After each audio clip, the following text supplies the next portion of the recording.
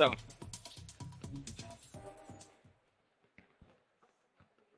thank you everyone for joining us. Kaarel, also welcome. yeah.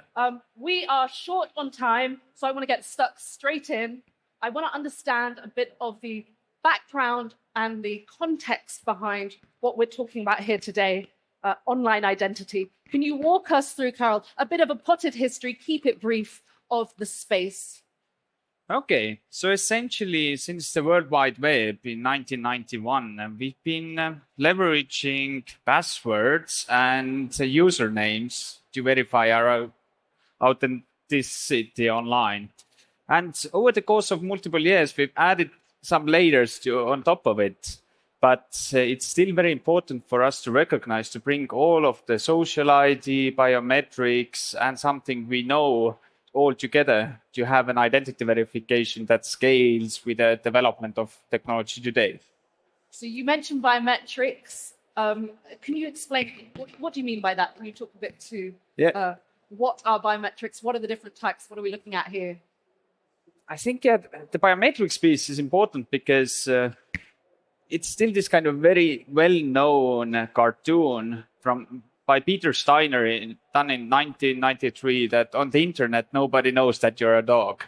And it's very important for us not to verify the device, but also the person behind, how we are able to make sure that you are really the human being you say you are. You are really Hannah, and I'm Kaarel. And in this particular case, biometrics, they come in different levels and options. But the best option for us to leverage today is the facial biometrics, as we are leveraging our everyday devices. We do have multiple other biometric patterns, the way we walk, the blood vessels in our eyes. But facial biometrics has remained one of the best tools to verify people online today. So tell us a bit about what Veriff is doing. So Veriff is building infrastructure for trust. We allow any website and mobile application to match the person with a real identity. And we do it very many times per day, and we do it globally. And this is very important in the growing age of the digital economy, where more high-value services are moving online that also require more robust ways to verify identities online. And this is what we are excited about, to make the internet a safer place, become home for people's identity online, to really enable the limitless growth of the digital economy. So one thing covering social media, which I do back in San Francisco, that keeps coming up again and again, is deepfakes, how they can be manipulated and abused. Can you tell us, how big a problem is this? Deepfakes and AI-generated content, we are going to see them a lot. And we are seeing AI-generated documents and information on a daily basis on a growing rate, but they're not new to us, as just the tools to make it more mainstream have been made more available.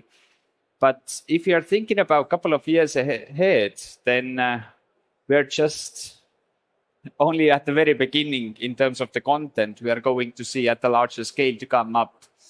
And we don't have a viable technology to moderate it and deploy it for every single content out there. So we are entering the phase of the internet where you can trust someone, you have to verify the source where the information is coming from, and how we can become more source critical as a society when consuming information online.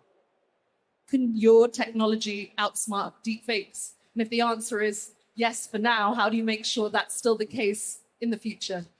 Yes, as our technology is leveraging also beyond the pictures and the video we analyze, and identity verification is something that is built upon multiple layer defense model, that every single verification method that is single threaded like voice biometrics, facial biometrics, this can be spoofed.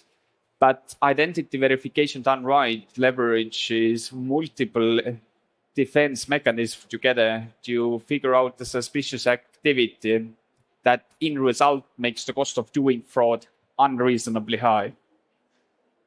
And can you tell us all a bit about what else you're seeing from fraudsters? What are the trends? What are they doing beyond sort of the deepfake methods?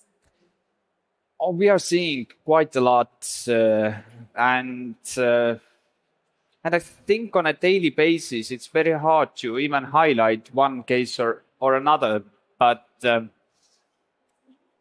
if I start to pick some very cases that did really touch me by understanding like what are we dealing with in reality, then one of the craziest cases was the promotion fraud, when companies come to new markets and they are providing promotions for new account creation.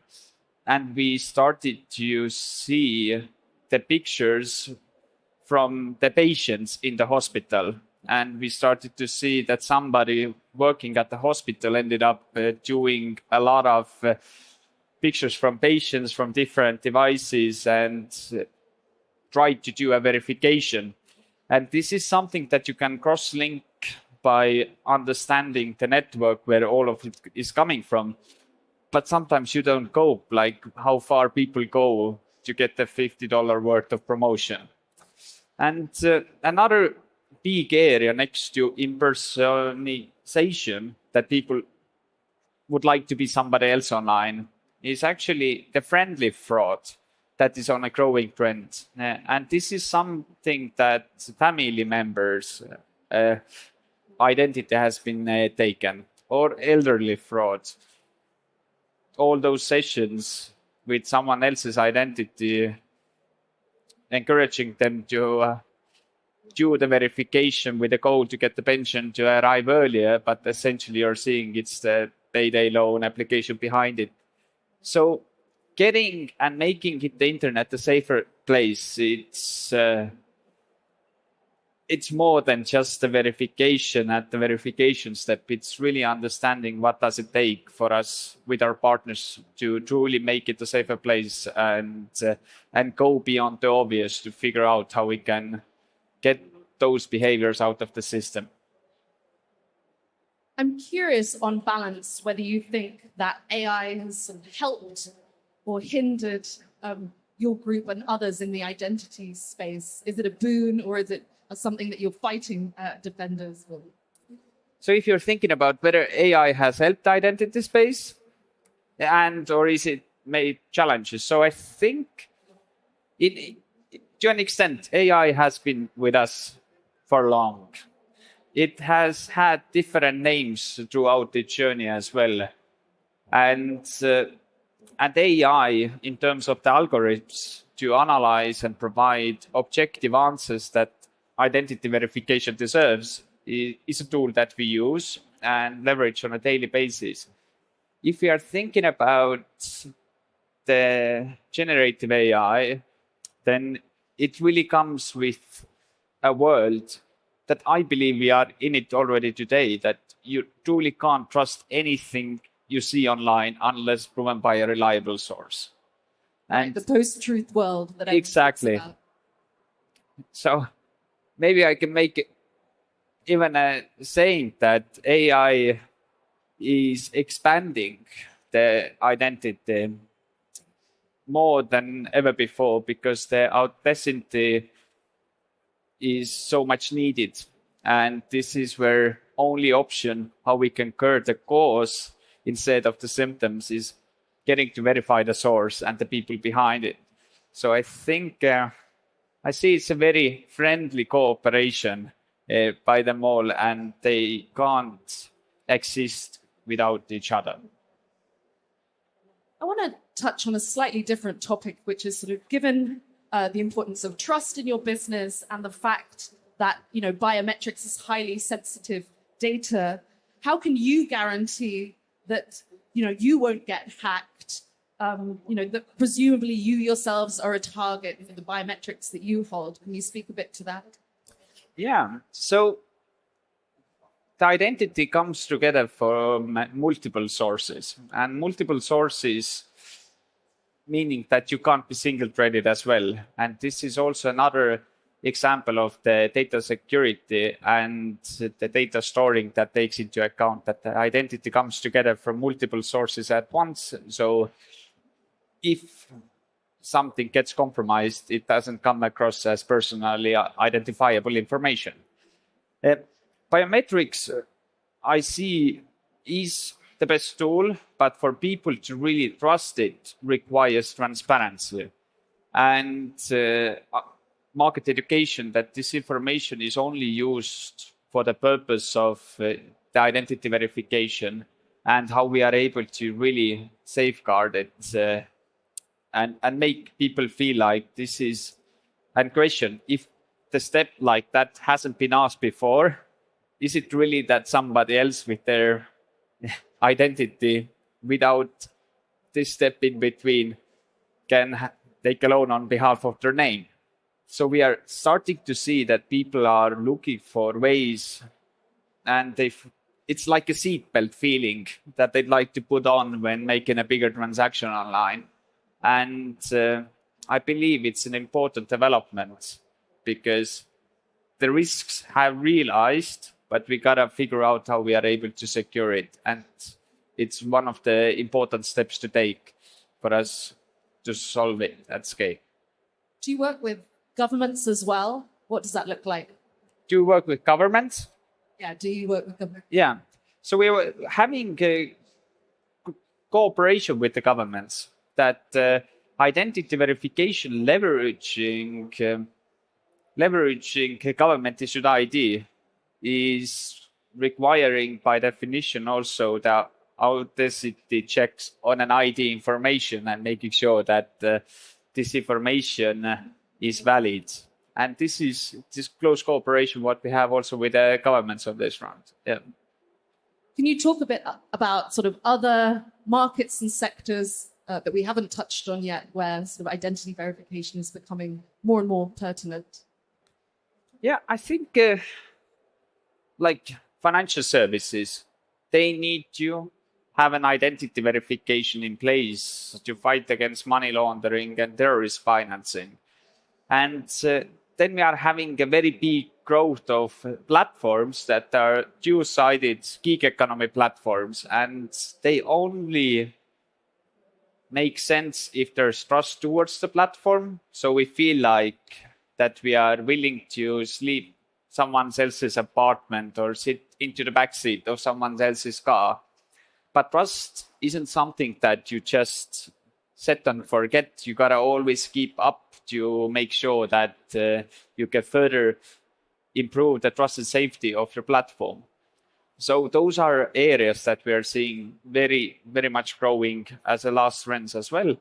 And now, together with the chatbots that speak your mother tongue within, like right away, they are very good in conversations, have created actually another big problem we are seeing is the social media platform messengers and dating platforms, for example, where people are discussing underneath one account. There's 1,000 discussions ongoing. There's a relationship that has been built up, and now at a month or two within this discussion, there's like, can you pay for my flight tickets to meet up?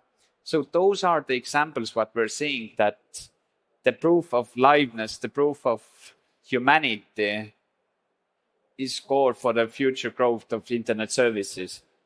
And is age verification something that comes up? I know, again, in the social media beat I cover, there's lots of focus on young people and making sure sort of they're the right age before they use some of those platforms. Yes, and actually it's a very interesting topic on a level that the way we consume social media works on a similar dopamine reception level as any other habit or addiction like that. And if you're thinking about the fact that people have to be 18 to 21 years old to be responsible, to responsibly drink alcohol.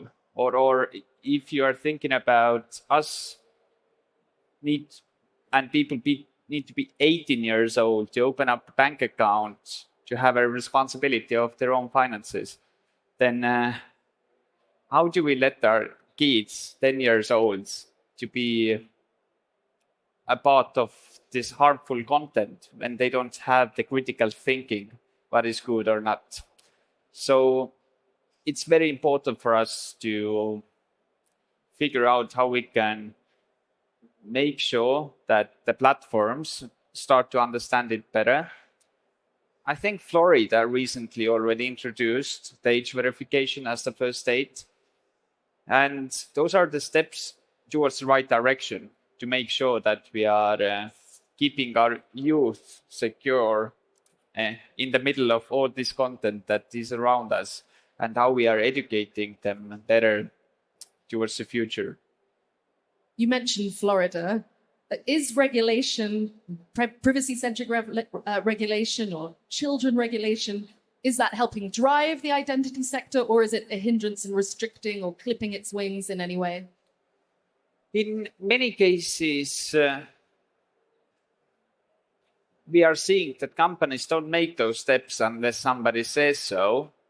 And when you're thinking about how long we've been talking about the importance of age verification for social media, we should soon celebrate over 10 years. And actually, those are the steps that have taken place now that most likely make the move and set others to follow. And just finally, as we wrap up, I'm curious, sort of 30,000-foot view, where do you see the identity market in 5, 10 years from now? And we have only 1 minute to talk about it.